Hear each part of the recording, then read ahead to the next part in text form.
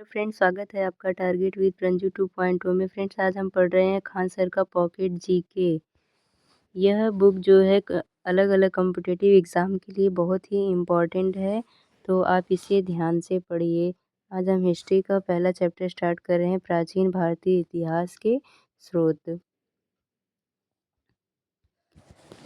तो इसमें पहले दिया है प्राचीन भारतीय इतिहास के स्रोत, जो है वो 3 भागों में बांटा गया है। पहला है पुरातात्विक स्रोत, दूसरा है साहित्यिक स्रोत, तीसरा है विदेशी यात्रियों के विवरण। अब इसमें जो साहित्यिक स्रोत है उसको भी 2 भागों में बांटा गया है। पहला है धार्मिक साहित्य, दूसरा है लौकिक साहित्य। तो पहला हम पुरातात्विक स्रोत पढ़ रहे हैं। पुरातात्विक स्रोत में पहले दिया गया है अभिलेख। अभिलेख में है पत्थर, स्तंभ, तांबे के पत्र, दीवार या मुद्रा पर खुदा हुआ आलेख अभिलेख कहलाता है। यह प्राचीन इतिहास के बारे में जानने का सबसे महत्वपूर्ण स्रोत है। अध्ययन अभिलेखों के अध्ययन को एपिग्राफी कहते हैं। नेक्स्ट पॉइंट है कुछ प्रमुख अभिलेख। पहला अभिलेख है बोगजाकोई अभिलेख। बोगजाकोई अभिलेख यह मध्य एशिया का सबसे प्राचीन अभिलेख है, जो 1400 ईसा पूर्व का 1400 ईसा पूर्व का है। इसमें वैदिक देवताओं के नाम इंद्र, वरुण, मित्र, नासत्य मिलते हैं। नेक्स्ट है अशोक के अभिलेख। ये भारत का सबसे प्राचीन अभिलेख है, जो लगभग 300 ईसा पूर्व के हैं। ये मौर्य साम्राज्य अशोक के द्वारा उत्कीर्ण कराए गए थे और इनमें उनके धर्म और प्रशासन के बारे में जानकारी मिलती है। नेक्स्ट है हाथी गुफा अभिलेख। यह कलिंग राजा खारवेल का अभिलेख है, जिसमें उसके शासनकाल की घटनाओं का वर्णन है। यह तिथि रहित अभिलेख है।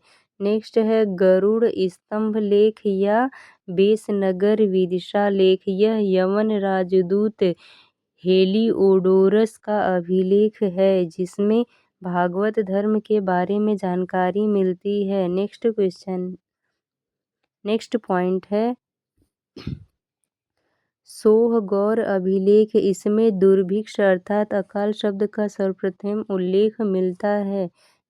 नेक्स्ट पॉइंट है एरण्य अभिलेख। एरण्य अभिलेख यह भानुगुप्त का अभिलेख है। इसमें सती प्रथा का पहला लिखित साक्ष्य मिलता है। नेक्स्ट है मंदसौर अभिलेख। मालवा नरेश यशोवर्मन के इस अभिलेख में रेशम बुनकर की श्रेणी द्वारा सूर्य मंदिर के निर्माण की जानकारी मिलती है। अब आगे जो है कुछ महत्वपूर्ण अभिलेख दिए गए हैं। एक तरफ दिया गया है अभिलेख, दूसरी तरफ शासक और अभिलेख की विशेषता दी गई है। पहला है जूनागढ़ अभिलेख अर्थात गिरनार अभिलेख। इसके शासक जो है वो रुद्रदामन है। इसकी विशेषता है कि सुदर्शन झील के बारे में जानकारी मिलती है।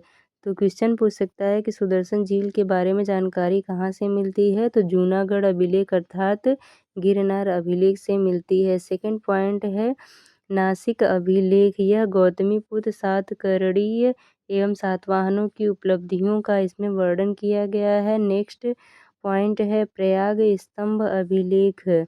इस समय शासक जो है वो समुद्रगुप्त थे। इनकी दिग्विजयों की जानकारी जो है इस अभिलेख में मिलती है। नेक्स्ट है ऐहोल अभिलेख। ऐहोल अभिलेख जो है वो पुलकेशिन द्वितीय के समय में बना था।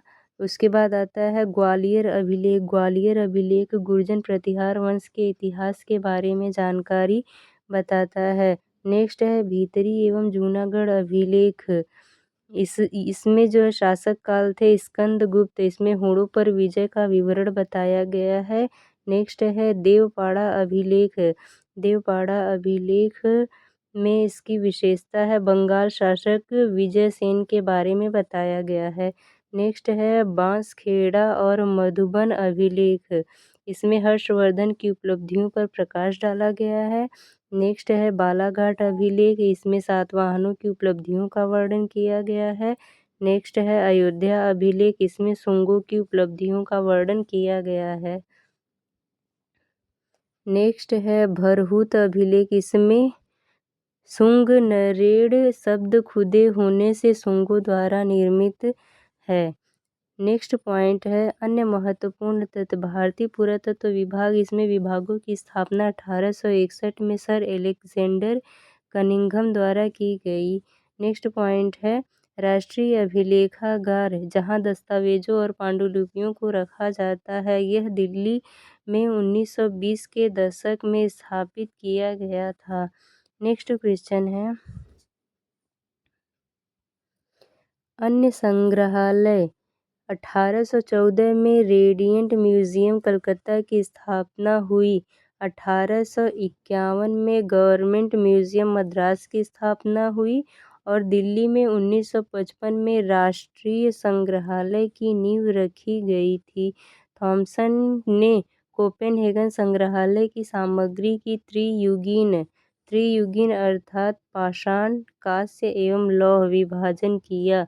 प्राचीन भारत के राजाओं प्रशंसाओं में रचित शिलालेखों को प्रशस्ति अभिलेख कहते हैं। नेक्स्ट जो है सिक्के के बारे में बताया गया है। पहला पॉइंट है अध्ययन, सिक्कों के अध्ययन को मुद्रा शास्त्र कहते हैं। पुराने सिक्के तांबा, सोना, चांदी और सीसे धातु के बने होते थे। प्राचीनतम सिक्कों को आहत सिक्के कहा जाता था। इसमें साहित्य के कारशापड़ भी कहते हैं। इसे आहत सिक्के को साहित्य में कारशापड़ सिक्के भी कहते हैं। नोट दिया है सिक्के पर लेख लिखने का कार्य सर्वप्रथम यवन शासकों ने किया था। नेक्स्ट है कनिष्क के सिक्कों से उसमें बौद्ध धर्म की अनुयायी होने का प्रमाण मिलता है। नेक्स्ट है इंडो यूनानी और इंडो सीथियन शासकों के इतिहास के प्रमुख स्रोत क्या हैं, तो वो सिक्के हैं। नेक्स्ट है आरंभिक सिक्के अधिकतर चांदी के होते थे, जबकि तांबे के सिक्के बहुत कम थे। इन सिक्कों को पंचमार्क सिक्के कहते थे। नेक्स्ट पॉइंट है रोमन सिक्के अरिकमेडु पुडुचेरी के पास से प्राप्त हुए हैं। नेक्स्ट है साहित्य स्रोत। साहित्य स्रोत में पहले वैदिक साहित्य का वर्णन किया गया है। इसमें पहला पॉइंट है वैदिक साहित्य भारत का सबसे प्राचीन साहित्य है। इसके अंतर्गत वेद, ब्राह्मण ग्रंथ, आरण्य उपनिषद, वेदांग, षड्दर्शन, पुराण, स्मृति ग्रंथ आदि आते हैं। वेद यह सबसे प्राचीन एवं प्रमुख ग्रंथ है। वेद शब्द की उत्पत्ति विद धातु से हुआ है, जिसका अर्थ जानना होता है। अतः वेद का अर्थ ज्ञान। वेदों को श्रुति भी कहा जाता है, क्योंकि ऐसा माना जाता है कि इनकी रचना ऋषियों ने नहीं की थी, बल्कि उन्होंने इसे सुना था और पीढ़ी दर पीढ़ी मौखिक रूप से इसे आगे बढ़ाया था। इसमें कुछ नोट्स दिए हैं। नोट्स में दिया है वेदों के संकलनकर्ता महर्षि द्वैपायन वेदव्यास को माना जाता है। नेक्स्ट है वेद। वेद चार हैं, ऋग्वेद, सामवेद, यजुर्वेद तथा अथर्ववेद। पहला पॉइंट है ऋग्वेद। ऋग्वेद सबसे प्राचीन ग्रंथ, रचना इसकी जो है वो 3500 वर्ष पहले हुआ था, से ऋग्वेद है। ऋग्वेद में ऋक् का अर्थ छंदों तथा चरणों से मुक्त यंत्र होता है। ऋचाओं के क्रमबद्ध ज्ञान के संग्रह को ऋग्वेद कहा जाता है। इसकी भाषा प्राक संस्कृत है। इसमें 10 मंडल, 1028 सूक्त अर्थात प्रार्थनाएं एवं 10,462 ऋचाएं हैं। वेद के ऋचाओं को पढ़ने वाले ऋषि को होत्री कहते हैं। विश्वामित्र द्वारा रचित ऋग्वेद के तीसरे मंडल में सूर्य देवता सावित्री को समर्पित प्रसिद्ध गायत्री मंत्र है। इनके 9वें मंडल में सोम देवता का उल्लेख है। ऋग्वेद में इंद्र के लिए 250 तथा अग्नि के लिए 200 ऋचाओं अर्थात मंत्रों की रचना की गई है। वामनावतार के 3 पगों के आख्यान का प्राचीनतम स्रोत ऋग्वेद है। यूनेस्को ने ऋग्वेद की 30 पांडुलिपियों को 2007 में memory of the world register में शामिल किया। नेक्स्ट दिया है यजुर्वेद। यजु का अर्थ यज्ञ। यजुर्वेद में यज्ञ के विधि विधानों का संकलन मिलता है। वैदिक मंत्रों के संग्रह यजुर्वेद में बताए गए हैं। यह वैदिक अनुष्ठानों से संबंधित है। यजुर्वेद के मंत्रों का उच्चारण करने वाला पुरोहित अध्वर्यु कहलाता है। यह वेद गद्य व पद्य दोनों शैली है। यजुर्वेद कर्मकांड प्रधान है। इसमें बाल प्रथा का उल्लेख मिलता है। इसके 2 भाग हैं, अ कृष्ण यजुर्वेद, ब शुक्ल यजुर्वेद। आगे दिया है सोमवेद के बारे में। सोमवेद, साम का अर्थ सामवेद। साम का अर्थ है गान या संगीत। इसमें यज्ञों के अवसर पर गाए जाने वाले मंत्रों अर्थात ऋचाओं का संकलन है। मंत्रों को गाने वाला उद्गाता कहलाता है। इसे भारतीय संगीत का जनक कहा जाता है। सामवेद में कुल 1875 ऋचाएँ अर्थात मंत्र हैं, जिसमें से 75 के अतिरिक्त शेष ऋग्वेद से ली गई है। इसका संकलन ऋग्वेद आधारित है। यह सबसे छोटा वेद है। इसकी शाखाएं कौथुमीय, जैमिनीय तथा राणायनीय है। नेक्स्ट पॉइंट है अथर्ववेद।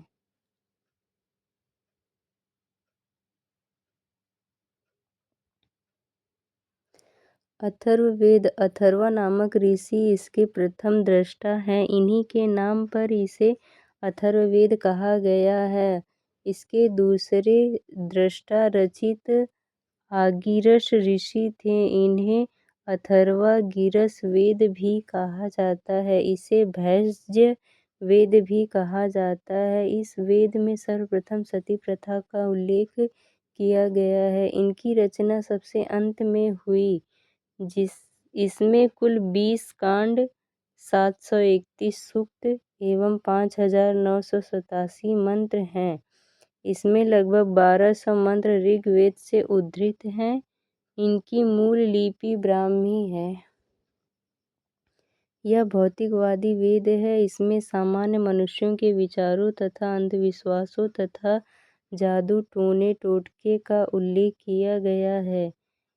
इनमें चिकित्सा पद्धतियों व औषधियों का उल्लेख किया गया है। यजुर्वेद जीवन के विज्ञान शब्द का सर्वप्रथम उल्लेख इसी में मिलता है।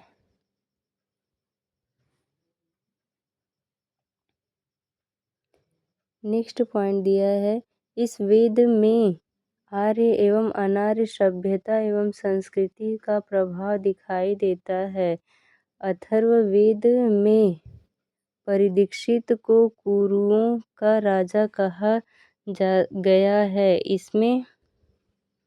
इसमें सभा एवं समिति को प्रजापति की 2 पुत्रियां कहा गया है। पृथ्वी सूक्त अथर्ववेद का प्रतिनिधित्व सूक्त माना जाता है। ऋग्वेद, सामवेद और यजुर्वेद को वेदात्रयी कहा जाता है। अथर्ववेद वेदत्रयी का भाग नहीं है। नेक्स्ट दिया है ब्राह्मण साहित्य। इसका फर्स्ट पॉइंट है, इसकी रचना वैदिक साहित्य की व्याख्या करने हेतु सरल गद्य में की गई है। ब्राह्मण का अर्थ यज्ञ है, अतः यज्ञ के विषयों का प्रतिपादन करने वाले ग्रंथ ब्राह्मण कहलाते हैं। ऐतरेय में राज्याभिषेक के नियम एवं प्राचीन राजाओं के नाम दिए गए हैं। शतपथ ब्राह्मण, यह यजुर्वेद का ब्राह्मण है। इसमें पुरुष मेघ का उल्लेख है। पुरुष मेघ में पुरुषों की बलि दी जाती थी। शतपथ ब्राह्मण के अनुसार राजा विदेह ऋषि गौतम रहुमण से संबंधित हैं। इसमें गांधर्व, शंकल्य, कैकेयी, कुरु, पांचाल, केशव, विदेह आदि राजाओं के नाम का उल्लेख है। फ्रेंड्स, ये वीडियो पसंद आया हो तो लाइक शेयर सब्सक्राइब ज़रूर करें। फ्रेंड्स, इसका नेक्स्ट पार्ट जो है वो अगले वीडियो में दिया जाएगा। तब तक आप इसे पढ़ते रहिए, रिवीजन करते रहिए। ये खान सर की बुक बहुत ही इम्पोर्टेंट होती है हर एग्ज़ाम के लिए। थैंक यू, धन्यवाद।